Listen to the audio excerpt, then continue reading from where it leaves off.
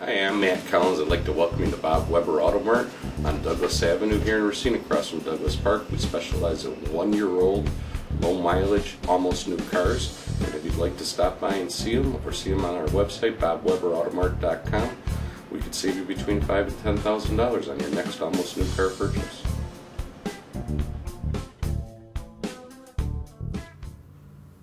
Welcome into another edition of Sports Junkie. Steve Sparky Fiber with you here from the Wendy's Big Show on Sports Radio 1250 WSSP, weekdays from 2 until 6. Gary Wolfel of the Racine Journal-Times. You read all of his great columns right here at RacineSportsZone.com. Time now to look ahead to Thursday night, June 26th, and what we think the Bucks will do and what we think the Bucks should do. Those are two very different questions, obviously, at this point. First off, let me ask you, what do you think the Bucks will do at number 2, Gary Wolfel? I have said this for months, and I think you can attest to this, that they will take Jabari Parker with the number 2 pick. And now the only thing that the fly in the ointment could be is if Cleveland comes to its senses and realizes the best player in the draft is Jabari Parker, because they got a very impatient owner right now. He wants to win. And they know if they take Embiid, that's going to be a process. Plus you got to deal with Kyrie Irving, who doesn't want to be there, okay? A franchise-type player. Then on top of it, you got Waiters, who hasn't panned out the way they want. They have Tristan Thompson, who hasn't panned out the way they want. There's a lot of talk that they're going to try to move one of those guys. There's also talk they want to get another lottery pick. So, but again, it all falls back to Embiid. I mean, by all accounts, he's the guy, and if that happens, it probably comes down to Parker and Wiggins for the Bucks. Then I'm going to say it's going to be Parker. All right, I'm going to stay at number 2, and I'm going to say it's going to be Jabari Parker too, just because he's the most NBA ready. We've heard talk that Lazary is a Jabari Parker guy. He likes Jabari Parker. Now they're claiming, him and Edens, that they're not going to get involved in this. They'll get involved. They're going to let the basketball people make the basketball decision. I'm fine with that, provided that John Hammond gets all of next year to be the general manager. I'm not fine with that process if you're going to fire John Hammond after the draft. Then this makes absolutely zero sense. He should be making the pick to begin with. Well, let's see how this plays out. I mean, let's face it. Number 2 is basically a no-brainer. If you don't take Parker, what if he takes Dante Exum? Who is that? Hammond. Well, then the owners are on board and saying, hey, this process is going to take a while, like 4 or 5 years. No, it's totally unacceptable. If they take Dante Exum at 2, that is the most boneheaded move they can make. You've got either Parker or Wiggins staring at you at 2, and one of them will be there. Even if Parker goes 1, that means Wiggins is there at 2. There's no reason to take Dante Exum at this point. But besides that, let's not get into it. I want to bring up a point with Exum, too. And I like Exum, don't get me wrong. I would not take him at number 2. But here's my rationale. The Bucks are in a position to get a franchise player, somebody that can carry them for the next 10. If you go back in the recent history of the NBA draft, where have point guards taken you? Tell me one. No, you're right. One great point guard that's that dominant point guard that's won a title. As great as Chris Paul is, as great as Steve Nash was. Exactly. I mean, Chris Paul is by far the best all-around point guard. He can't get his team. Nash was a multiple MVP. And we're talking about Chris Paul as a developed point guard. It's going to take Exum 4 or 5 years before he's. Look at Rubio. Everybody thought Rubio was going to step in and be a superstar. Well, it's taken Rubio, and he's not Rubio. Yep. No, I agree with you on that. All right, so we both agree that we both think Parker's the pick at 2 for the Bucks. We're both on board. Right. Now, they have. And I think it would be an absolute fantastic pick. Okay. The Bucks have 3 second-round picks. Right. One to start the second round, one a few picks after that, and then one later in the second round. Of those 3 picks in the second round, how many of those picks will eventually be on the Bucks? The last time they had 3 picks, I'm going to say 1. One of the 3 will end up being on the Bucks roster. Yeah, and I think they're going to move, unless they stash a European player. Right, which is possible. Yeah, which is possible. I think they're in the perfect position with 31 to package it and say, hey, how about you taking Larry Sanders? We'll give you the second-round pick, and we'll move up to 25, 20, somewhere in the, so you got late first. There are a lot of good players in the tail end of the first round, and if you look back in the draft, there's always 1 or 2 guys that fall down there that could be really good players. So if I'm the Bucks, I definitely package that number 1 second-round pick. Yep, I agree with you. I also would try and package those picks. We'll talk about what I would do coming up here momentarily. So you say 1 player makes it. on the Bucks roster from the 3 second-round picks. I tend to agree with you as well. Now, I'm going to come back to you. Do you have a game plan of how you would attack this NBA draft if you were John Hammond from a trade scenario of things you'd be trying to accomplish? Well, I'll tell you what, if you get Parker, you're well on your way to establishing a really good team in my mind. Obviously, I'm a huge Parker fan. I not only like him as a player, I like him as a person. I think you got the complete package. To me, their next priority is flat out getting a shooting guard. Somebody that can just flat out shoot. And that's not a scorer, a shooting guard. Like Stauskas. Stauskas would be ideal. I'll tell you, I mean... Young from Kentucky. Yeah, Young's a little erratic. But somehow, some way, they have to get a shooting guard. O.J. Mayo is not the answer. Absolutely right. The Greek Freak is not the answer. Yeah, that's not a spot. But that, to me, is a priority. All of a sudden, if you have Brandon Knight, you have Parker, you have the Greek Freak, and all of a sudden, this get at the 4th spot, it doesn't matter who your center is. When's the last time a center took a team to the NBA title? I agree. Tim Duncan's a power forward. I mean, you know. So, to me, point guard and center, 10, 15 years ago or prior to that, I would have said those are the 2 most important positions in basketball. The game has totally changed in recent years. It's a very perimeter-oriented offense. What do you say to the rumored trade, or, well, it's not even a trade rumor. It's thrown up against the wall by Chad Ford of ESPN, of this whole deal about Brandon Knight and Larry Sanders for 8 and McCollum, the shooting guard. Now, what do you think of McLemore? McLemore. Why did I say McCollum? No, McLemore. No, absolutely not. You wouldn't do that. No, I'm a fan club in the fan club with Brandon Knight. I think he's going to be a very good player. And if you look what he did throughout the course of his last season, he just got better and better as the season went on. And especially in Larry Drew's offense. Now, if you bring in a different coach that says, hey, I want a more pure point guard, we're going to run a different system.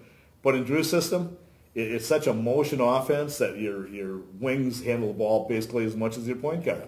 So I go with Parker, I go with Knight, I go with the Greek Freak, I keep Henson, and after that, all bets are off. And get rid of anybody they want. It's interesting. You know, I was with Henson until John Hammond came on the Big Show.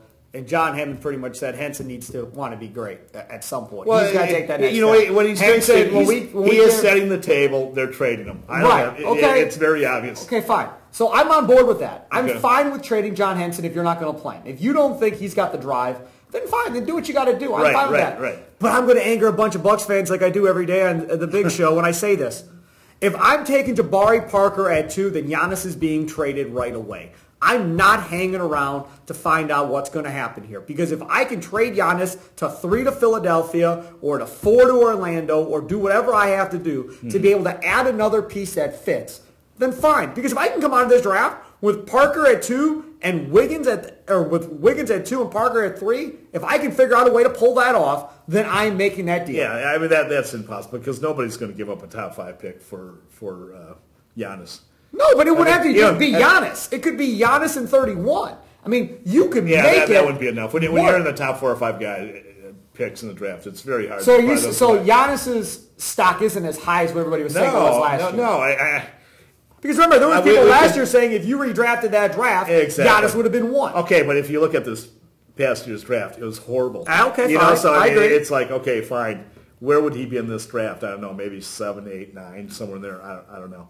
But I just find it absolutely comical when people go, well, we should take the second selection in the draft and base it on where we're going to play Giannis.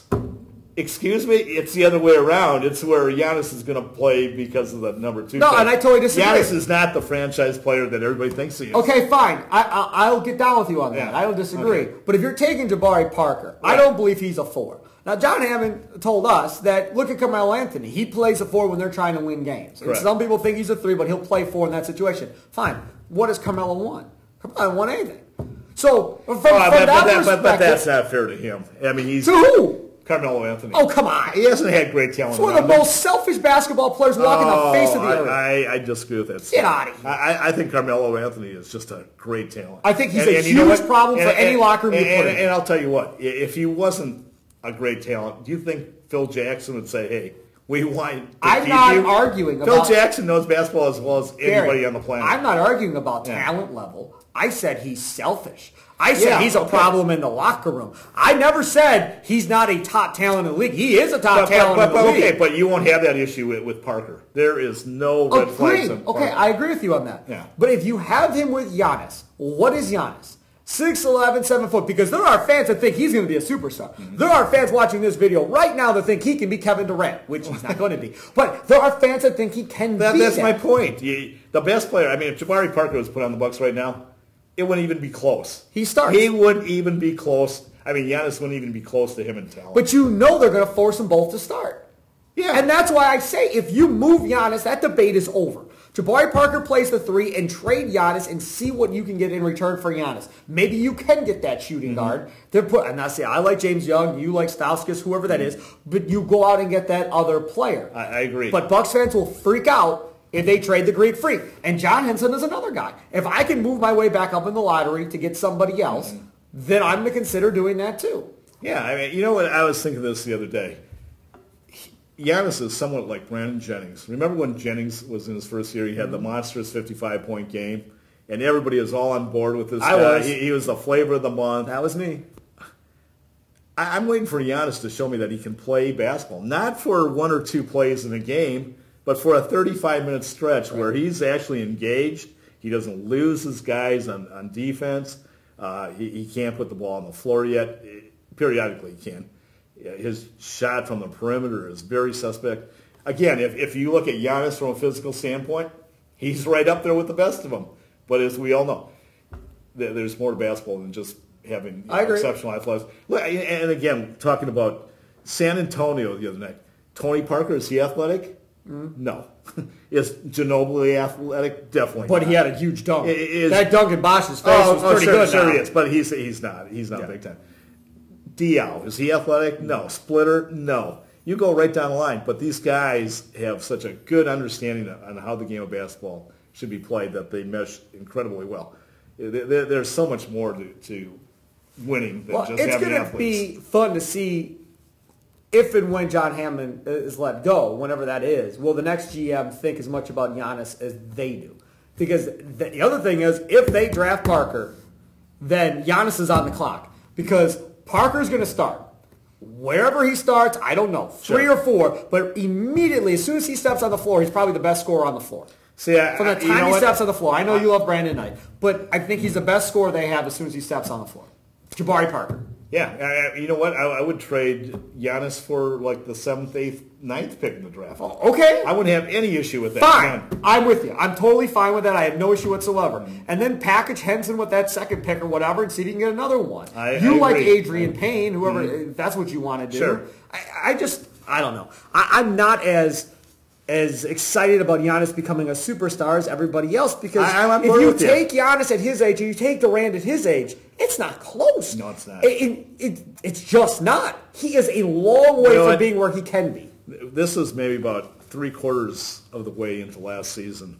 I was talking to a Bucks player, and I said about Giannis, I said, you know what? I can see the upside. I can see what intrigues everybody about him, but they played like 60 games or whatever, and I said, at some point, I'm waiting for him to have like a 20-point game or a 12 rebound game, something that really, kind of solidifies your thinking about, hey, this guy's on his way.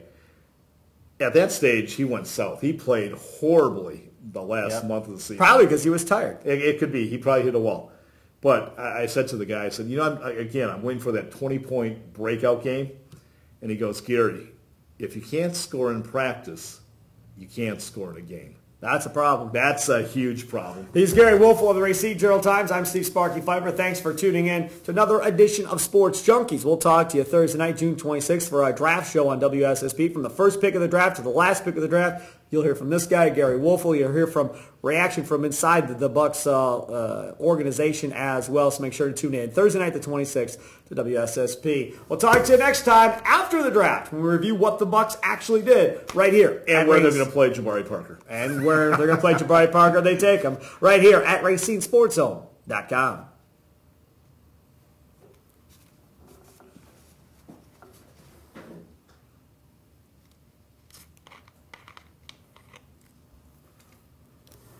Wowie.